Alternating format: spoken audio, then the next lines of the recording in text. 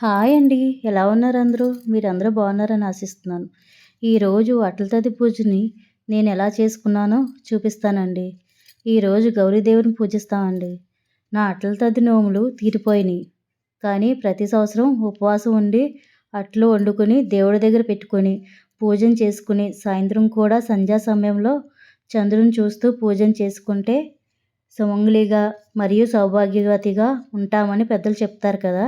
అలాగే నేను ఈరోజు ఎర్లీ మార్నింగ్ లేచి 4 గంటలకి పెరుగన్నం తిని తర్వాత వాటర్ తాగకుండా ఉపవాసం ఉండి చంద్రోదయం పూజను కూడా చేసుకొని ఉపవాసాన్ని విరమించుకున్నానండి.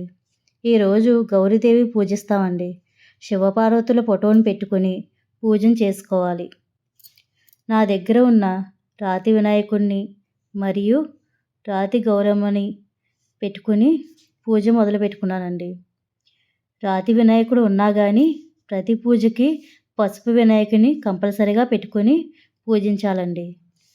ముందుగా దీపారాధన చేసి దీపజ్యోతికి నమస్కరించుకుని ఆచమనం చేసి తర్వాత సంకల్పం చెప్పుకోవాలి. ముందుగా వినాయకుని పూజించాలి. ఎటువంటి ఆటంకాలు లేకుండా మనం అనుకున్న పని సక్రమంగా జరగాలని కోరుకుంటూ ముందుగా వినాయకుడి పూజను మొదలుపెట్టాలి. షోడోపచారాలతో కానీ పంచోపచారాలతో కానీ పూజించాలి. ధూపం దీపం చూపిస్తూ చిన్న బెల్లం ముక్కను నైవేద్యంగా పెట్టి తాంబూలం సమర్పించి మంగళహారతిని ఇవ్వాలి. తర్వాత అమ్మవారి పూజను కూడా మొదలు పెట్టుకోవాలి. ముందుగా అమ్మవారికి పువ్వులను సమర్పించి తర్వాత షోడోపచారాలతో అమ్మవారిని పూజించుకోవాలి. 11 అట్లు నైవేద్యంగా పెట్టి దానిపైన ఒక బెల్లం ముక్క పెట్టి నైవేద్యాన్ని సమర్పించాలి. తర్వాత అన్ని షోడోపచారాలన్నీ చదువుకుంటూ ధూపం దీపం చూపించుకుంటూ మంగళహారతి ఇచ్చుకుని అమ్మవారి పూజను కూడా చేసుకోవాలి. తర్వాత గౌరీ అష్టోత్తరం చదువుకుంటూ నా దగ్గర ఉన్న ఎర్రని చిట్టి గాజులతో పూజను చేసుకున్నానండి.